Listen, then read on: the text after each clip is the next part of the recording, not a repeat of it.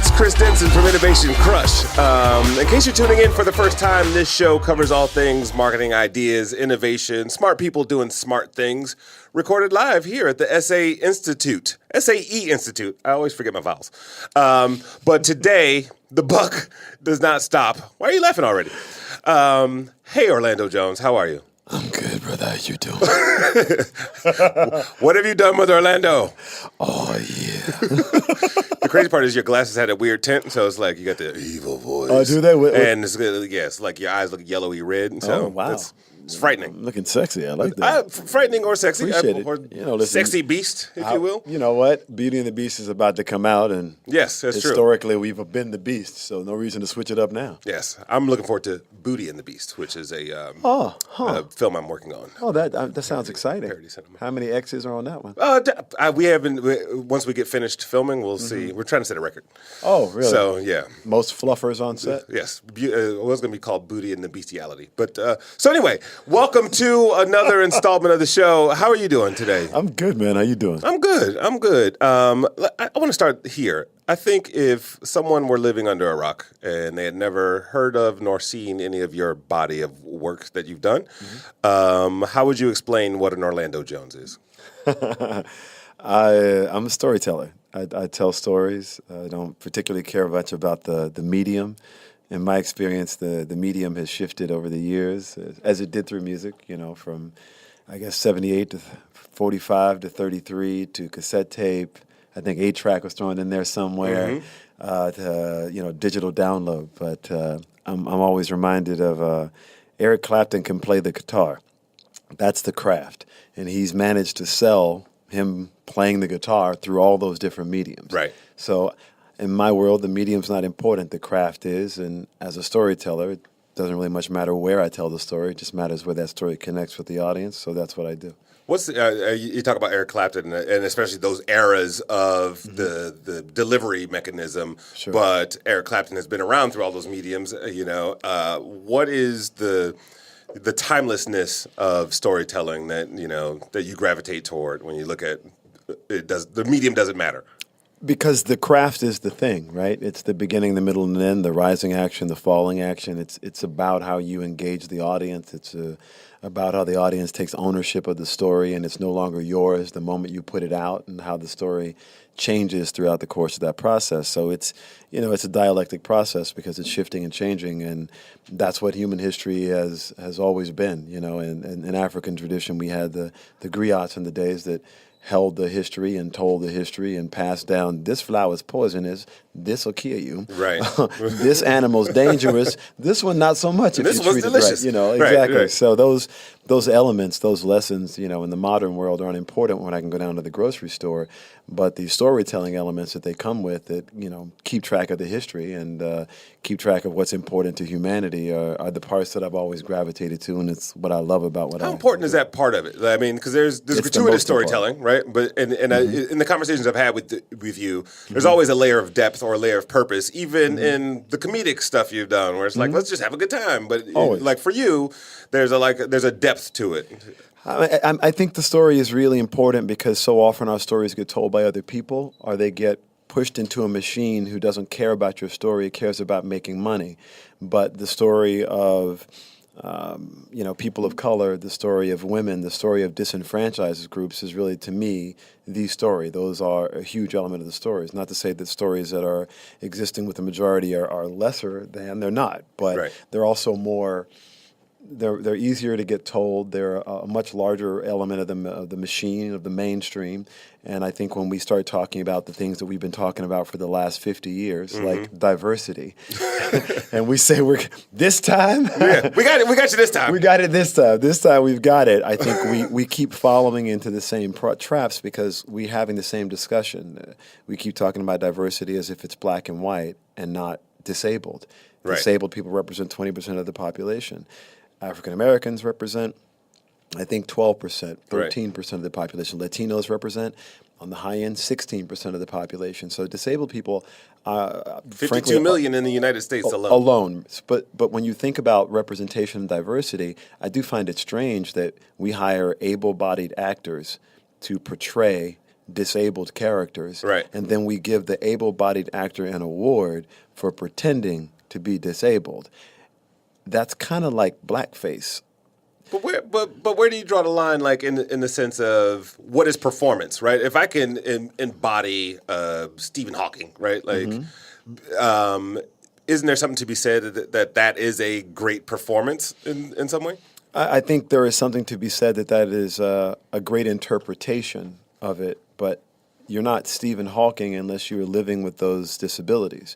And those disabilities create different challenges than somebody who's able-bodied understands. Right. So you are going to miss some level of the depth of what is attempting to be conveyed simply because the person doesn't know that. It's the tantamount to a white person trying to tell you a story about racism. Well, I'm not saying that they can't intellectually understand it, but they don't know what racism is because they've never experienced it. Right. In the same way that African Americans can't tell you about white privilege. What do we know about it? We've never experienced it. So there are different sides. Everyone has their perspective. Their perspective is valid, but when you've never really told the stories that ultimately are about the people who are the disenfranchised, then the people who are not disenfranchised consistently think that they can tell you Right. what to feel because they understand it. No, you don't understand it. It's just like me saying, I played a dude with cancer once, so of course I understand cancer and what it's like to go through chemo. No, I don't. Right. I don't understand that. But that's interesting too, because I think as a storyteller, especially if I look at your core craft, right, or what you're most notably known for is acting, right? Mm-hmm. And there's a great deal of empathy that comes when you absorb a character or a situation, the emotional thing that you portray. And I think even as marketers or business people, like you want to tap on that emotion anyway, Absolutely. right? To buy my product, it means something to you, and I have to exhibit some form of empathy. Where do you draw the line between like Amistad? Jaimin Hansu. Yes, but not Jim, the director. Steven Spielberg. Thank you. Yeah, I knew you knew better than I did. But like those. Here's somebody who did not necessarily neither one of them lived the experience, right? But the story is so compelling, and maybe that's not the best example. I think it's a great example, actually.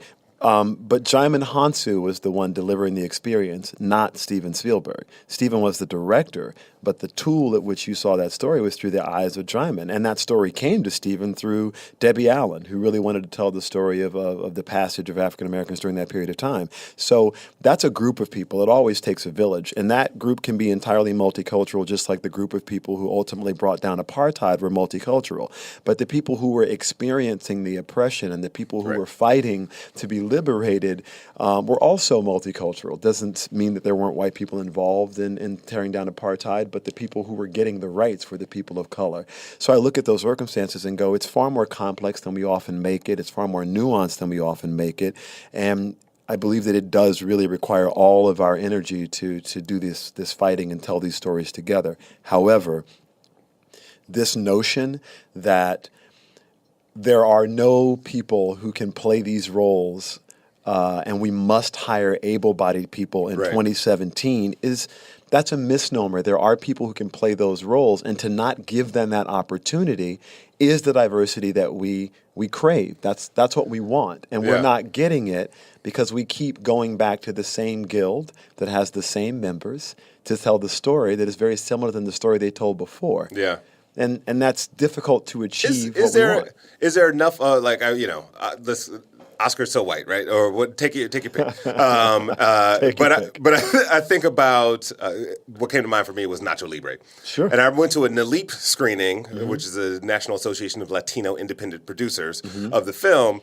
And I'm sitting there with a bunch of Hispanic people, and I'm nervous because I'm like, here's Jack Black about to just basically do blackface and or that equivalent, and the room loved it.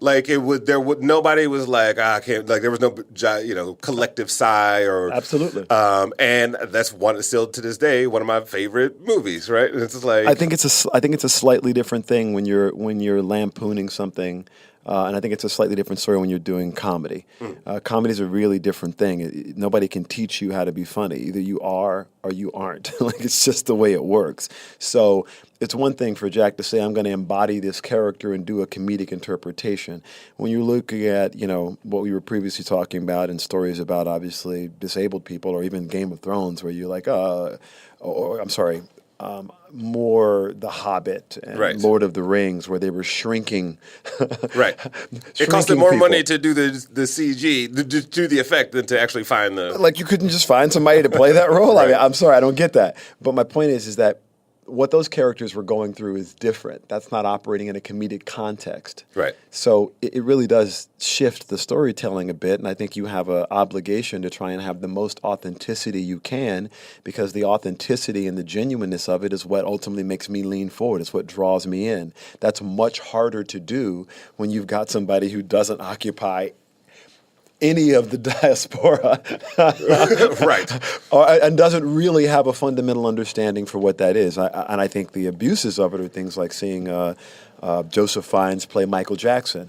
That's a gross abuse, though. That's like, but again, right? But no one thought that they couldn't call, Evan Ross for that role. He grew Right. up with Michael Jackson. Michael Jackson's super close to Diana Ross. Evan Ross knows more about Michael Jackson and has forgotten more about Michael Jackson than anyone who's ever played him. But that wasn't an option. This black kid who knows him wasn't an option, but this British kid who has no understanding of what that journey must have been like can bring that character to life. I don't think so. I really do think that's a stretch. And it's unfortunate that we are forced to still be in those circumstances, and it's unfortunate that we still have to make those excuses, and it's really unfortunate that those opportunities aren't going to people who are more than equipped to do the job, and they're being given to other people who, frankly, though they have all of these other options available to them, don't themselves say, you know what?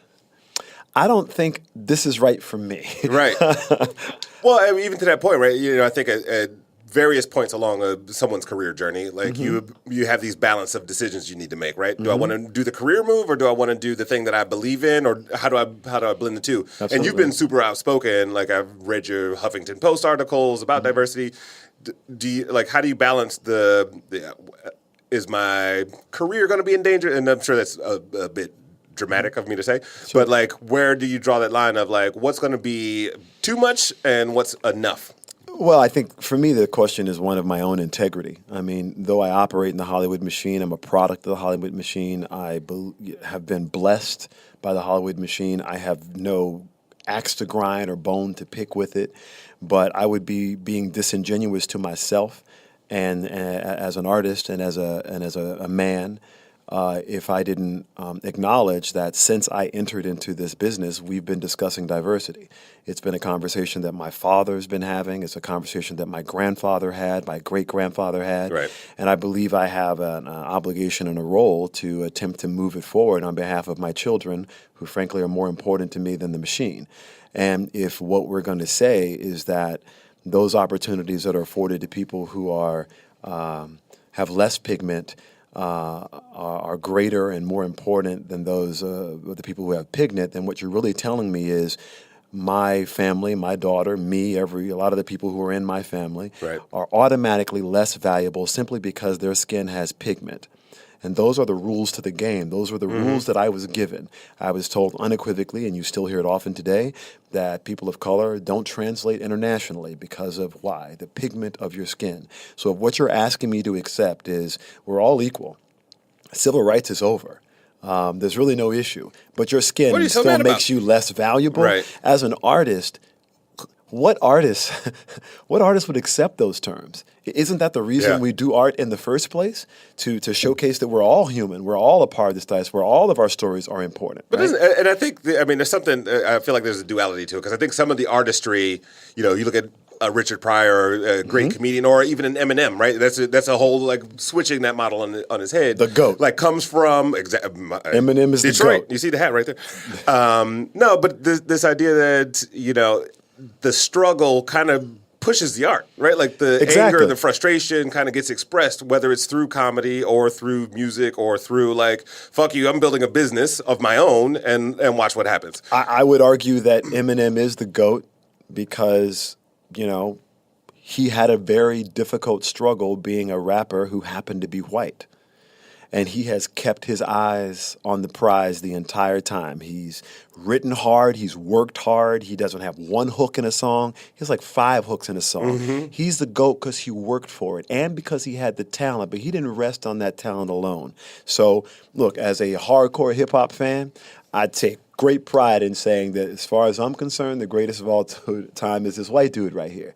But funny how the struggle pops up that way, right? Yeah, right. Funny how it doesn't care about color anymore, but it does care about opportunity. He wouldn't be the GOAT if he didn't get the opportunity, and he got the opportunity because Dre and those people believed that he had the talent and gave him the opportunity. They didn't say, you know what, you're a white dude, so you ain't gonna translate to these black people, so we ain't gonna put you in the game. But a lot of people did say that to him. Exactly. That's the thing. But the people who were in the position of making the decision didn't say that. In fact, they empowered him, and that's the role that I believe I have, that we all have as artists, to not sit around and go, let's make excuses for why the status quo can continue to do what it's doing, but let's actually empower the people who aren't getting the opportunities. And really, I'm not really concerned about pissing off somebody in Hollywood, because if that's what's pissing you off, you hate me already. You're not giving me the opportunity already. You don't want me in the game already. And if that's how you feel, I'm gonna kiss your ass while you hit me in the head with a hammer and then shoot me in the face? No, thank you. I want to treat you respectfully. I want you to treat me respectfully. We are not at odds with each other. It's a pretty violent outcome. It is. Yeah. It's a very violent outcome. But hold on. But as long as I'm the nigga who ain't worth nothing, excuse my French. I don't think that's French, but it's North Vietnamese. It's North Vietnamese. You're right. As long as that's who I am in that scenario, and you don't know me, you don't know where I came from, you don't know my heart, you don't know my mind, you don't know my soul. If that's where we are, then you're right. We're at odds. Why does hip hop resonate with you? You know, I came up when hip hop was that music, that thing to turn off in the other room. You know, my parents hate hip hop, as most older black people do. They don't like all that talking and rapping. They like R&B. They like gospel. My mom used to say, "Turn off all that boop-de-boop music." Exactly. I was like, "What is boop-de-boop?" That's that. Right. My mom. Which is a genre I'm going to invent in a couple of years. Boop-de-boop is a hot genre too. Yeah. I think they got it in the techno. Boop-de-boop. But my mom hated it. My dad hated it. You know, my aunts and uncles hated it. But it was my music. It was the music that spoke to me. Like I heard these young black dudes talking about things that I understood, talking about experiences that were real for me. When I looked in other places, I didn't see my story being told that way. So, you know, when Public Enemy came along, it was like a revelation. I couldn't believe that people were saying this. I couldn't believe that there was other people who saw what I was seeing. And that was extremely empowering for me at a very critical point in my life, when I could have gone the road where a lot of my friends went, that led to death in some cases and often led to imprisonment, but often were just broken dreams, you know what I mean? And hip-hop was something that guided me the other way. With all the negativity, with all the illicit language, with all of those elements, I was still empowered by it. Yeah, no, that makes total sense. Being a fan, I think you're also, you know, when I look at you as sort of this empathetic storyteller, not pathetic story. I say empathetic. Either way, it sounds like I'm a pathetic storyteller. You're an empathetic storyteller. That's not true. No, like just being a fan of the work that you create. You work a lot in like fanboy culture. You know, whether it's the Sleepy Hollows or the upcoming American Gods. Congratulations on that. Thank you. You know. But do you enjoy being a fan as much as you enjoy being a creator, or like how does that dynamic work with you? I am a fan. Everybody's a fan. We all started off seeing something that inspired us, that made us go, I want to do that. No matter who you are, no matter what you do, Kobe Bryant's a Michael Jordan fan. That's who he is.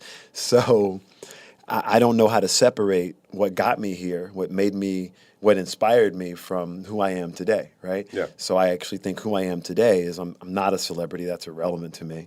I'm a fan. I always will be. And that's where I live, because I still get excited about silly stuff. I identify more as a fan girl than I do as a fan boy, because I don't want to have to be reserved and cool about what I'm excited about. I want to have all the feels. You want to be able to scream if you... All the squeeze, brother. All the squeeze, all the feels. And that's important to me, that I get to experience it the same way I did when I was a kid, and suddenly Lando Calrissian popped up in Star Wars, and I was like, oh, it's going down. It's going. Oh, give me the lightsaber. I mean, I lost my mind, but I'd never seen myself represented in that world before. That was extremely important to me. Did you also have a perm at the time? Didn't know. I was at 9. I had a perm when I was 9. That would be a cool kid. I don't know if you'd have met my mama, but my mama in no way, shape, or form saw James Brown as a road for me to go down. Right. But I think that's also like these, I love this because it's this idea of storytelling. Lando Calrissian is very different than NWA. Right? Very much so. Both those things spoke to you very much so. In a way, and I think it kind of speaks to. The dynamic individual that you've become, like this polymath, if you will. And I'll say, music, acting, comedy, like branded entertainment, your whole branded entertainment studio. Yeah. You're into VR. Like, what's the exploration muscle? Where does that come from? When I first got introduced to the Harlem Renaissance, it was fascinating to me because I had not really heard a lot about it at school besides somebody telling me that there was this thing called the Harlem Renaissance. And as I started to look into it and look at those artists and started to read a lot of the artists that came out of that, one of the things I noticed is they told stories against multiple disciplines. They were painters, they were writers, they were prose, they were beat poets, they were all of these various things, and in some cases also actors as well. They were engineers, just people who were inventing, right? Who were trying to change the world and the circumstances of themselves and the people around them. And I was really inspired by the Harlem Renaissance and all that it represented, and deeply inspired by James Baldwin and reading his collected essays and The Price of the Ticket. And as I started to read that and Du Bois and Douglas and Vesey and these lost figures along the way who really were the foundation to tremendous change, I just became inspired by the idea that I no longer had to tell stories in a way that anybody told me I had to tell them. I could work in the branded world and try and tell stories using advertising that spoke to me and hopefully served their purpose. And I could work on comedies and tell stories that made people laugh. And I could work in dramas and tell stories that made people feel empathy in different ways. Or I could take music and tell a 3-minute story. But the one thing I was always clear on is that the story always had an amount of time in the mainstream. It always had an outlet, right? So it's always like, if it's 30 seconds, it's 15 seconds, oh, well, that's a commercial. Well, if it's 45 or a minute and a half, well, that's an infomercial. Well, if it's 21 to 30 minutes, that's a half hour. If it's 44 to 60 minutes, that's an hour. If it's over 72 minutes, that's a movie. If it's 144 minutes or more, that's a double feature. But all I was trying to do in each one of those elements, and all any artist is trying to do in each one of those venues and those paradigms, is tell their story in the amount of time they've been given to try and convey what they're trying to convey. And that really sort of stuck with me because that's what was happening during the Renaissance. These people had diminished opportunities for distribution, and they were using every tool they could to try and push out that story. Because you don't do this to make money. You do this because if you don't do it, you'll die. You do it because you have to create. You must storytell. And if that's not the drive in you, this ain't the job for you. Unless you just want to make money, at which point there's tons of people around here who are only here to make their money. But that's not what I'm here for. I think when people, I think a lot of us view ourselves as a multi-hyphenate of some sort. We all are. Yeah. But, to most of us, it's like we need to do X. There's an order of operations, right? Yes. So what was your first step, and was it common? Like, what was the first thing you're like, all right, I'm going to start down this path? And then when did it begin to open up, and really achieve real results? Well, that I think sort of began to give me a better understanding about how business works, and also just to sort of take the complication away and get really simple. So what will they pay me to do right now? How can I make a living right now? What's the lowest hanging fruit? Right. And what is business? Well, it occurred to me that it's a transaction. And you have to identify in every transaction who pays. And it's really simple. Either I pay or you pay. There's no such thing as somebody else pays. But artists often approach it thinking that there's this other thing over there that's going to pay. And that other thing over there that they look for is a broken business model. It doesn't exist. So once I got clear on that, I was like, they'll pay me to do this, do that. Try and become as successful as you can. Try and do the best job you can at this moment with these tools to tell this story. Use that to get someone else to help you do the next thing to achieve and tell the next story.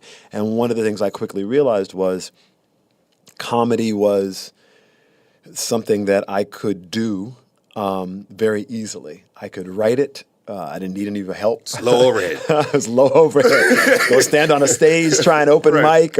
In the same way that if you pick up an instrument and you start to play it, those were sort of jump starters. And then I started listening to the audience and getting a clear sense for what people were and weren't responding to. And I started getting jobs, and those jobs led me to different opportunities. And my first job in the business was actually as a writer. So, because writing was something I could do where I literally needed no one else. It's just me and a pen. And I got my first job as a writer, and then that actually opened doors for me to do what I really wanted to do as an actor, which I'd been working on. And then I had that opportunity, and then suddenly, because of my success on it was a very weird trajectory. I started off really sort of getting acting recognition in the Hollywood machine for the first time, doing a show called FX, Sound Effects on FX. So, Don't recall that. So, of course you wouldn't. When FX launched into 18 million homes in New York City, we had the FX apartment at 26th and 5th in New York, and it was a lab, and we were experimenting in what people now call reality television. So The Big Breakfast was done by Tom Bergeron. That was the big 2.5-hour morning show with him and Laurie Hibbard. You had Jeff Probst answering viewer mail on a show called Backchat. You had Phil Kogan from Amazing Race doing a collectibles show, and you had me doing a 1-hour live music show called Sound Effects. So we pushed that programming Were you doing like Michael Winslow kind of? I was doing helicopters. So I did a consumer guide to music show where I interviewed people like Arrested Development, Nirvana, Indigo Girls, you name it. All types and I recommended music. So instead of being a VJ, I actually had an opinion about the music. So I left that show doing a 1-hour live show, live to air every night, and auditioned and got on Mad TV. So I went from this reality TV show to a sketch comedy show as a writer-performer, and then I left the sketch comedy show and ended up in the feature business, but as a dramatic actor. And then I had to fight to get a comedic role, because once I did a role as a dramatic actor, people thought I wasn't funny, so people ignored Mad TV and only pointed to Barry Levinson and Magnolia with Paul Thomas Anderson. So I had to fight to get the replacements, because suddenly I was in these very serious Academy A-list director dramas, and then I had to get in comedies. And then once I sort of made that bridge change, I sort of got a chance to do more comedies and then some horror and then more drama. And next thing I knew, I'd looked up, I'd been moving along all these different roads, but ultimately just trying to find a character that I identified with. Right. And I didn't really care so much about the genre, because my job was kind of the same, which was to bring it to life. And next thing I knew, I'd worked in all these different genres and all these different formats, and I was kind of like, oh, wow, this is all really the same to me. Look at that trail back there. Yeah, but everybody else thought it was weird.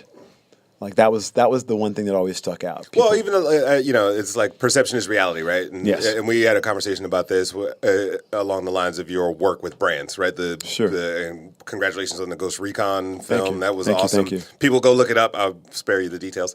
But Amazon, Tom Clancy's Ghost Recon, War Within the Cartels. You can see it for free on Amazon or on Twitch. There you go. See, I told you. And then you gave him the details. You said this phrase that kind of stuck with me, because we were joking. He was like, I say that all the time, but sometimes people go, oh, that guy's the actor. Yes. Right? And in dealing with brands, you've worked with Hawaiian, King's Hawaiian, Mountain Dew. Farmers Insurance, 7-Up, Radio Shack, LG, the list goes on. And your whole, in developing concepts, that you're behind the scenes. Like, there's a lot of stuff that, nobody knows Orlando Jones was a part of this, these marketing and advertising moments. Mm-hmm. How do you go into a room with a State Farm as Orlando the marketer and have that be a believable conversation versus, in getting over that whole, the perception or misperception? You take somebody with you. I mean, it's really the truth of the matter. Right. it's important to recognize when you're the shiny toy, and in those rules, I'm the shiny toy. Most rooms, people are not interested in what I think about anything, and that's completely cool with me because aside from this room. Well, this was you pretend to care, and I appreciate that. I'm also an actor. I know that. You're very good, by the way. My wife is not an actor, so she tells me all the time, I don't really care what you think about nothing. Go do this, and I do it. But I think it's important for artists to have a biz dev person. And I think a business development person is really important for artists. And it doesn't take away from an agent, it doesn't take away from a manager, but it's important for someone to be looking at you as a brand and not a celebrity. So if all I wanted to do was walk in and look at myself as a celebrity, then I have no business in that room behind the scenes. But as a brand, I have a really particular challenge, and I believe it's a challenge that all artists have, no matter what, race, creed, color, sex, irrelevant. There's only one of us. We can't be in two places at once. As a business case, we don't scale. They can just make more iPhones or Beats by Dre or cameras. They make more, they sell more. They can't make more of you. Only your mama and daddy can do that. And the next one is different. So when you think about yourself as a brand, you go, well, how am I monetizing what I do when I'm sleeping or when I'm standing here? Because you're either making money or you're losing money every day when you work as an artist. Every time they're not paying you, it costs you money. It costs you money to get there. It costs you money to spend that time because that's time you could have spent over here making money. But everybody thinks it's a party going on. But ultimately, it's not a party going on because you have to function as a brand. So when I go into those rooms and I'm talking about creative with a brand, I'm really thinking about you guys are trying to reach people on the eyeball side. I'm trying to talk to people authentically as a fan. I know that your business is about selling the adjusted case volume. So you don't really care about what I care about. But my business is connecting with people legitimately. Right. So our interests are somewhat aligned, but our objectives are entirely diametrically opposed. So I think that's crucially important to just consider when you think about how I need to present myself. And if all I was doing was acting, for me, that cuts a lot into my bottom line. It doesn't allow me to do a lot of the things that I want to do because I'm only doing this one thing. Right. And I think, when you try those other things, you get a clear sense of what your skill set is. And I felt like I had the skill set to do these different things. Yep. I had the opportunity. Why did you care, right? Like, why did you care to even work with brands? Because there's a lot of things we all could do, sure. And then it's like, okay, I could do that, or I did it, or whatever. But then you banked on it, right? Like I had to because I started to understand how certain elements worked. And one of the big takeaways for me was understanding certain elements of the business. So people say, oh, it's the television business. And no one ever talks about what it really is. Television business is the advertising business because it's predominantly paid for by advertisers. So all television is about is selling products. That's what it's for the advertisers. That's why they're paying the bill. For the storytellers, it's a completely different game. So once I realized that the financial aspects of the business that I was in on the television side are entirely contingent as it relates to networks and to a large degree even cable channels on advertisers. And as cable sort of became a growing universe of channels and what have you, the only difference was you pay your cable bill every month. So they don't really care whether you watch or not because you pay your cable bill every month. That's a different business model. Right. And then I realized that movies was the banking business, which no one had ever explained to me. I thought movies was about coming up with this awesome idea that people wanted to see. That's not what it's about at all. It's about half the money makes the movie go. It's about, does it reach this audience globally? And can it be distributed to those people? And can you grab that market share? But all movies are based on, do you have the money to make this project go? Mm-hmm. And how do you deal with soft money versus hard money? That's what actually gives you the tools to do the thing that I care about, which is to tell the story. But as an artist, if what you think is your idea is what they're buying in that room, you're delusional. Right. That's the not show what they're business. Buying.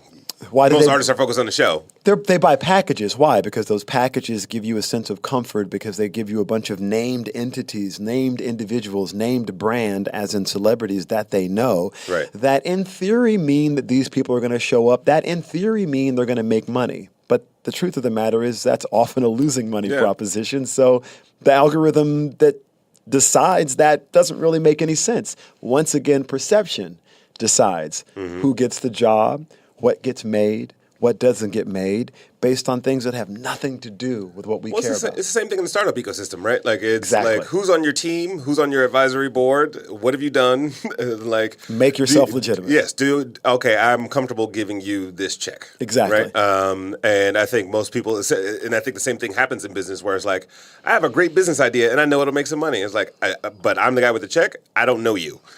Yes. Your idea sounds great, and and who pays? If you're really not smart, I'm going to take your thought and go make it myself, right? Like, yes, and who ways. pays? Do I know the person who pays, or do you know the person who pays? If I know the person who pays, what do I need you for? Right. I can just go get that person myself. Oh, he stole my idea. Nah, he knew the person who pays. Right. Yes, he kind of did, but really he knew the person who paid. He knew he could do it and you couldn't. And you're never going to be able to prove that you could, so it's always tricky with IP, right? And if what you think, this was my first big lesson in Hollywood, was I got robbed blind when I first got to town because I was just in meetings telling people all sorts of things. And I started seeing my ideas show up places. Yeah. I was like, whoa, I literally handed you a tape of that. Right. And you're using some of the same things I said on that tape. Wow. And I turned to my manager and I was like, yo, they stole my idea. And he goes, if you came here with one idea and what you finna do is cry about that, you need to get out of my office. And I was like, oh, wow. He was like, go come up with another one, please, right now. And stop talking to me about the one that got lost along the way. And I was like, oh, wow, he's right. And I've never complained about that before because the truth of the matter is, how do I know those people didn't have an idea similar to that before I showed up? I simply pointed out to them something that they knew how to get done that I didn't know how to get done, so maybe they didn't steal my idea. Right. And I also feel like there's an emotional lesson in that, especially if you are banking on that one idea and like you kind of dump your emotional value into that project, right? Exactly. And then not realizing like that's a repeatable power. That's correct. It's a repeatable, and so then you go like, okay, you move on to, and it's also, if you choose to look at it this way, it can be a flattering moment when that idea gets told. And you're like, that was actually good enough to steal. Absolutely. So let me make another one and yes. and keep it a little closer to the vest. That was my takeaway because what I clearly understood was complaining about my belief system that this had happened to me was not something anybody cared about. But they did care about, do you have something else? And so I chose to focus my energy there as opposed to there. But I think it still all comes back to the same thing. I arrived at the juncture learning a lot, having a tremendous number of mentors, and trying to really stay open to the information that they were giving me, generally when I didn't want to hear it. Most of the time I didn't want to hear it. But so let's talk American Gods for a quick second. Sure. The central premise of the novel, which is now a TV show, is that gods and mythological creatures exist because people believe in them. Immigrants to the United States brought with them spirits and gods. The power of these mythological beings has diminished as people's beliefs wane. New gods have arisen. No, I'm just kidding. That was good, by the way. Arisen. Listen, I told you I'm going to act on this whole thing. Arisen. My God, the dead has arisen. If anybody knows what movie that's from, send me a tweet. Orlando, is that you?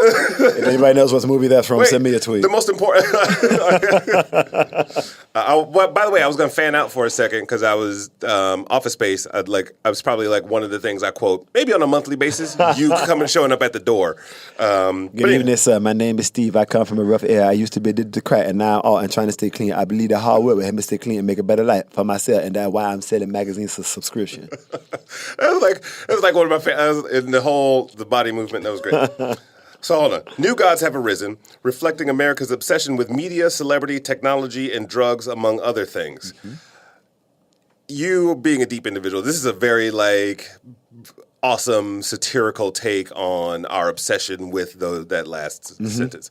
How much do you relate to this story? And you can talk a little bit about your character as well, but wow. Man, look, I'm a huge Neil Gaiman fan. I read this novel and it took me away. I mean, it took my breath away. The way the characters are developed, I really felt a strong connection because I'm from the southern United States. So I've been hearing stories about Anansi my entire life. Anansi is an African god, a spider god, a trickster god. And to see that story survive the Middle Passage from Africa and still spread itself throughout the southern United States as a part of the history of this country that I came from, for Neil Gaiman to be writing those type of characters was surprising to me, right? Because I wasn't encountering those characters often in the mainstream business. And frankly, my entire career, it's the first time I've been able to play this type of role. So this was like a dream come true. I'm obsessed with American Gods. I'm a huge fangirl. I'm a massive fan of Neil Gaiman. I'm a huge fan of Brian Fuller, who I think, along with Michael Green, are some of the best writers I've ever worked with. I mean, I'd have to put Alex Kurtzman and Bob Orsi in that realm as well, who I think were amazing writers. But I am particularly a fangirl of Brian and Michael. And Mr. Nancy was, this thing floating out in the ether that I never thought would come my way. But the story is powerful, and it speaks so much to, I think, a lot of what we're going through right now, the gods we worship. Some people worship the god of 45, new POTUS. Shots fired. 45. Shots fired. That's my favorite joke about it. But whatever god you worship is the god you worship, and everybody thinks their god is better than your god. That's part of the way, we work as humans. We're naturally clannish people, but this piece in particular, I think, brings them to light. And I love the idea of how we worship the old gods and the new gods of technology that we represent. And I love the idea that Storm, played by Ricky Whittle, who's amazing in this, along with Ian McShane and, Kristen Chenoweth. I mean, it's like, Gillian Anderson. Cast, it's an amazing, amazing cast. I was really blessed last year and to a large degree this year, because I found myself playing two African characters, one a real-life superhero in Oliver Tambo and Madiba, and another one, a fictional, shall we say, god in Anansi, where I'm playing roles that are more connected to the history of where I came from at this juncture in my career than I was at any other point. And I feel honored and really, people say it like it's a cliche all the time, but real talk, like I'm humbled by the idea that I got there. I'm humbled by the fact that Brian and Michael called me and were like, "Do you want to play Mr. Nancy?" And that Neil signed off on it and was like, "Yo, yes, I follow him on Twitter." And I know, and I know a bunch of fans who I really got to give a lot of. I think I have this job largely because of the fans and Michael and Brian's involvement in fandom. They literally, the fans really kind of want Orlando Jones to do this. Let's talk to him about it. So for me, I got put in this position really by the fans. Is it ironic that, the new gods in the storyline are kind of the things that put food on your table, right? Like there's media, technology, celebrity, pop culture, Exactly right. I mean, they put food on my table, but I think the difference is that the old gods had an authenticity to them. The worship was about something different. Something different. It was about those values of that time. Our values are a bit different, and I don't think it's because we are less moral. It's just because we are reliant on things that are a few steps away from what we need, like food, clothing, and shelter, are not things we think about. I go to the grocery store to pick up food. I ain't got to go get no hammer or gun and go kill something and skin it and figure out how to cook it. I ain't got to grow it for 3 months and hope it, I can make a meal out of it. I don't. But as a side project. As a side project, it's off the chain. Who doesn't compost? But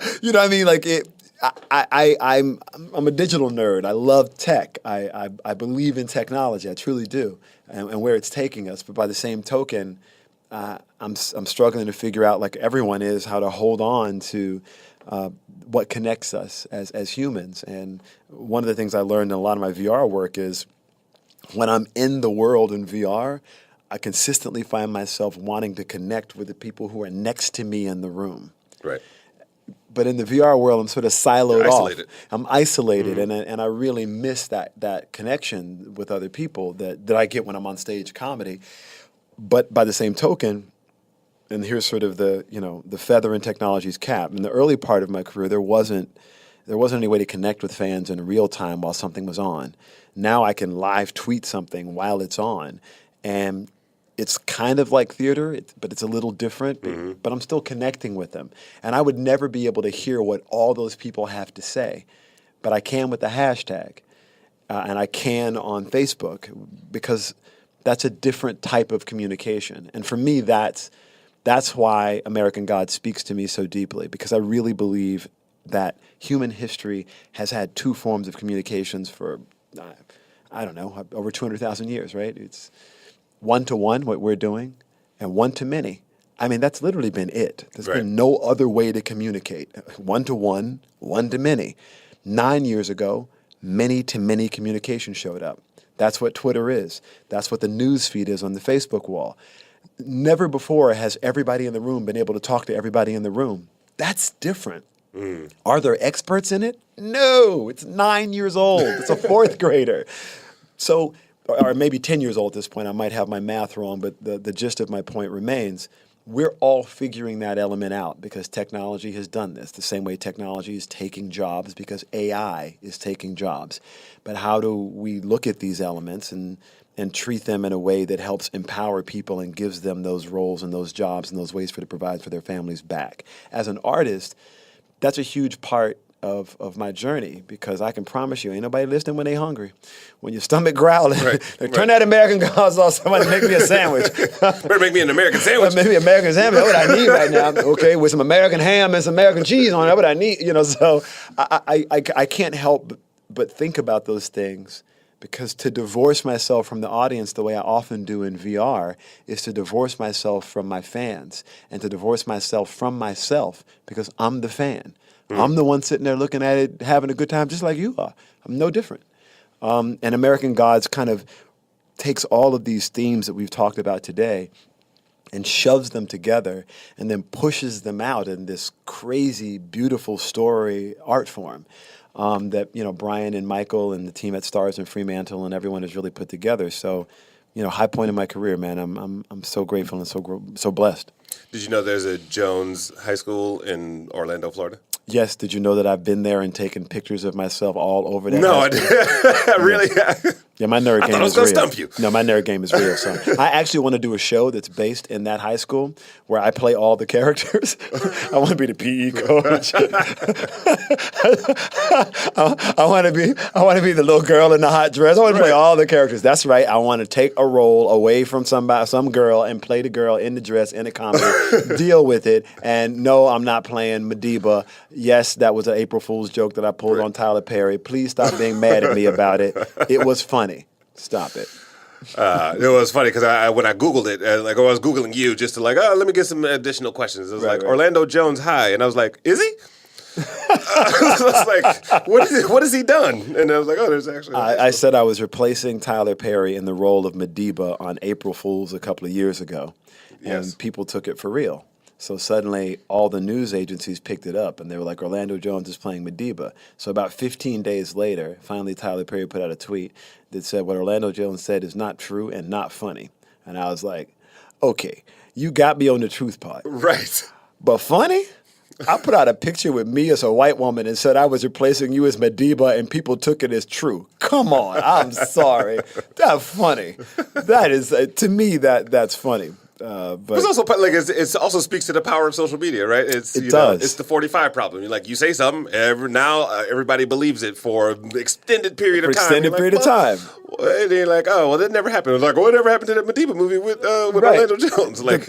That's the God. The God of technology is an interesting thing to worship, because you don't check sources very often. Nobody goes to page 3 of the Google search. They look at the first page. They figure they know everything there is to know. There's no reason to dig further. Yeah, and that's an unfortunate thing, because if we continue our relationships that way, where we don't need to know the whole picture, we just need to know the surface, then we find ourselves in situations like 45.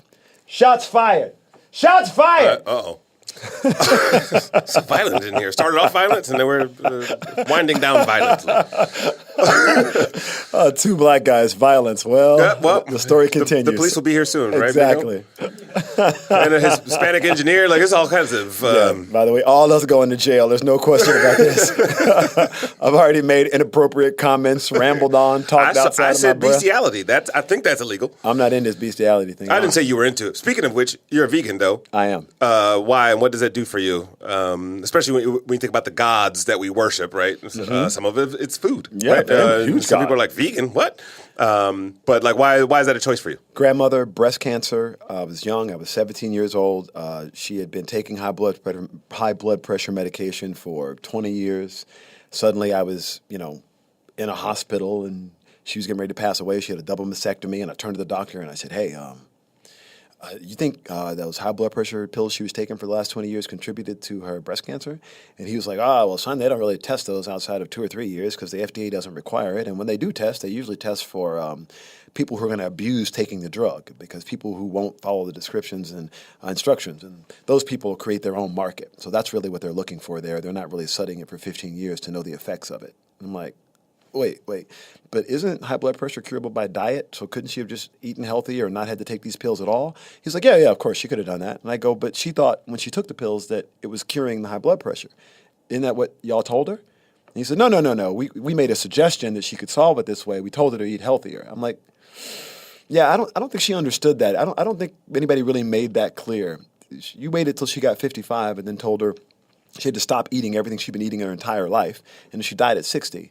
So I don't want to be a part of the system. So I'm gonna try and look at what I'm eating and try and understand what I'm putting in my body, so I don't, follow the fate. And frankly, that was my grandmother. Before she passed away, she asked me to do better, and we were super close, and it changed the course of my life, because I didn't know what she meant by do better.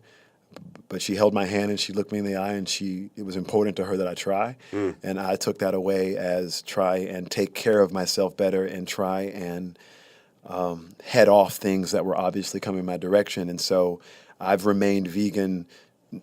I'm all save the animals, save the planets. I'm with all that. But for me, it was really about the relationship with my grandmother and the black women that raised me, and how they challenged me to try and break away from the chitlins and do better. Pulled you out the room like screaming, kicking and screaming, no, give me my chitlins! But I know how to clean it. I want my you just use a clap of Clorox in the water when you clean it. Why y'all tripping? Put some hot sauce on it. Let me go. I want my chitlins. Oh, God. And by the way, I did miss my chitlins. So that's a rare statement, by the way. I don't think anybody's ever said, I miss chitlins. I'm from Mobile, Alabama. Let me be clear. I'm from Pritchard, Alabama. So that means when you in Mobile, you go, you from Pritchard? You alive? Like, I remember listening to people talk about like Brick City, because when you're in the South, all New Yorkers and people in LA talk about their cities like they killing it. Like, yo, son, real talk, son. I was like, yeah. Where I'm from, nobody calls you son. There's no protestation. Nobody's like, what's going to happen is, like, they don't tell you that at all. They just walk up and shoot you. Right. And then they walk away quietly. Yeah. That's far scarier to me. No, well, that's me, like, growing up in Detroit. I remember I came out here and it was like, gangs. I don't know if I'm really scared of gangs. Like, I get it. But it's like, in where I grew up, like, you didn't know who was who or exactly who was doing right. what and when. Like, and when. I remember we pulled up in my driveway one time, and my next door neighbor, like literally the house next door to ours, was like taking a screwdriver to our side door trying to get in our house. We were like, my mom just backed out the driveway, and we went across the street to the other neighbor's house and hung out for a couple of hours. It was like, well, let him finish doing what he gonna do. So it's like, okay, if you're readily identifiable by some bandanas, I'm like, okay, I get it. Listen, I feel the same way about that as I felt about the rebel flag. I'm like, fly your asshole flag high. I want to know where you are. Oh, yeah. So I know who to avoid. Stop telling them fools to take them flags down. Let them fly their flags. You're dangerous in this color. You're dangerous in this color. Anyone got some fuchsia, magenta, a cerulean blue? Them colors don't seem dangerous at all. So speaking of gangs. Yes, sir. The show is called Innovation. There's no segue. We're running out of time. The show is called Innovation Crush. What is your current innovation crush? You've seen a lot. You've talked about a lot, from technology to cuisine to storytelling to, you name it. What do you currently see out there that you're like, oh my gosh, that's the thing that's giving me goosebumps right now? I think the thing that's giving me goosebumps is a lot of the work that you're doing with wearables. I think the thing that's giving me goosebumps is a lot of the young performers that are out there that are telling their stories and figuring out how to get it out there and reach their audiences without really the help of a machine or I'm really empowered and excited to be a part of that renaissance that's moving forward, because it really just means that storytellers who previously had no way to get their story out there now can get their story out there. So, and I see technology doing that, democratizing the process, changing distribution. And you can tell your story now. You don't have to wait on anybody. You can tell it on Instagram. You can tell it on Facebook video. You can tell it on Snapchat. It doesn't matter where you tell it. You can tell it on YouTube. Just tell it and start to build an audience. I'm super excited because that wasn't true before. I also think there's a tremendous amount of distribution happening in all industries by virtue of tech. And this is an opportunity for us to change the world that we see in front of us. So I believe that it's us versus them. It's us who want to leave this world better than we found it, and them who think the status quo that we're in is okay.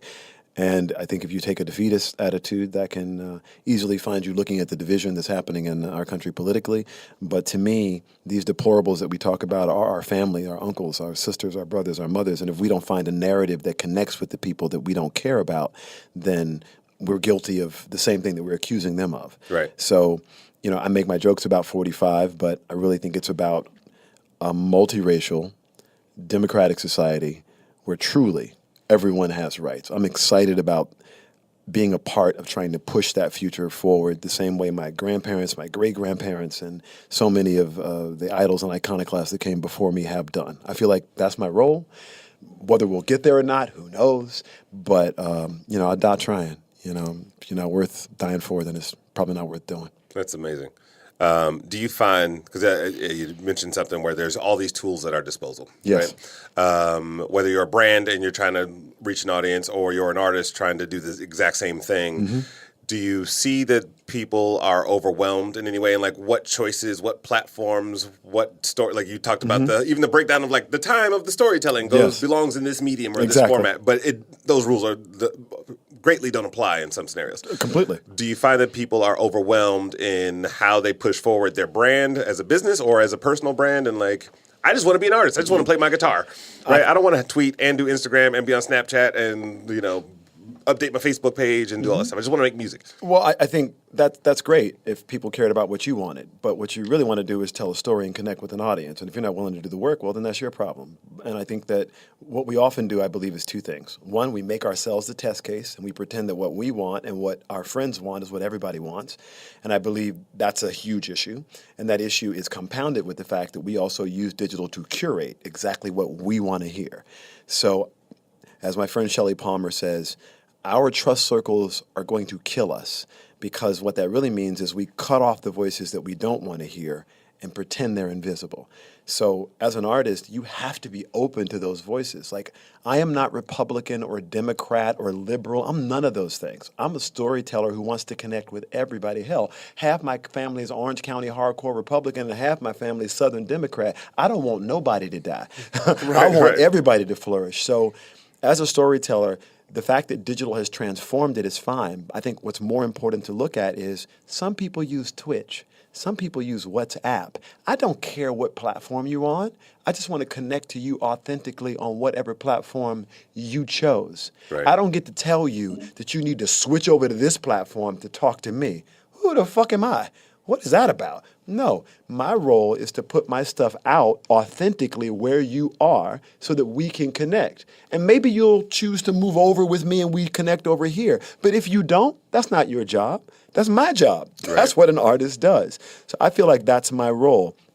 I understand some artists don't think that's their job. I understand some artists don't believe that that's the way that they want to live their lives. I completely get that. I also understand that AI is going to take your job. Right. If you don't iterate, if you don't continue to iterate, it's what happens with so many people. If you do not continue to fight, if you do not continue to change, if you do not continue to try and figure a new way forth, you will be obsolete and irrelevant. And if that's what you want to do, I can't stop you. Stand on your high principles, but just know nobody knows who Mickey Rooney is anymore. And that's a kind of a sad thing, because Mickey Rooney was pretty awesome. He was pretty awesome. So we've lost touch with those elements, right? Technology has chopped them off, and we're not looking back for them. So if we don't pull them forward, how are kids ever going to know what actually transpired here? Because history is written by the victor. And technology gives us an opportunity to actually look back and see a little bit about what the other side was talking about, because because the victor won doesn't mean the victor was right. It's brilliant. Well stated. You're quite poetic. As we wind down here, complete this phrase for me. Innovation to me is... Sexy. How so? I'm trying to have sex with it. Trying to make more babies out of this innovation game. I laughed. I started laughing, and then I realized you weren't laughing. I was like, "Oh, he's no, I was just stone facing you because I wanted to see what you're gonna do." I was like, wait. I'm a child. I'm sorry. It is sexy. Look, I've had sex with innovation. Of course, who hasn't? And to be fair, I think that's where VR is really going to take off. VDR. Oh man, I just got virtual syphilis. This sucks. I'm a VDR acting up. I think it really is because innovation gives us an opportunity to see the world in a way that we hadn't before. I think it does, and it gives us an opportunity to see ourselves in some ways more clearly. And if we can use it to connect to other people, it's awesome. If it cuts us off from other people, then I think it'll get less interesting. That's just for me personally. Yeah. But, some people are introverts and feel totally fine. Like, don't touch me. I'll just stay here. Very true. Yeah. Where can people find more of you? Where do you want to point them to? Where should they follow? Even though it's your job to follow them. Truly. Where can they find you? Look, I'm the Orlando Jones on most platforms. If you get lost and you can't find me, I'm at orlandojones.com. That's easy to locate. If you're on iTunes, you can grab Book of Love, watch that. Mediba, and watch that. Amazon, Twitch, as I said, you can see Ghost Recon War Within the Cartels. And American Gods is on April 30th on Starz. So those are several places you can keep me in mind, and hopefully you'll come check me out, and we'll get to vibe again. Thank you. Did you have a good time? You're extremely good at this. No, stop it. No, that's true, because you're funny. You're legitimately funny. Oh, well, thank you. So this is actually a lot of fun. You're very good at this, and the work you're doing, I think, is extraordinary with the group of people that you're bringing together into this, and I just feel honored that you let me be a part of it. So thank you, man. Yeah, I appreciate that. Truly. Everyone, this has been another installment of Innovation Crush. I'm going to go home and cry, and we will talk to you next time.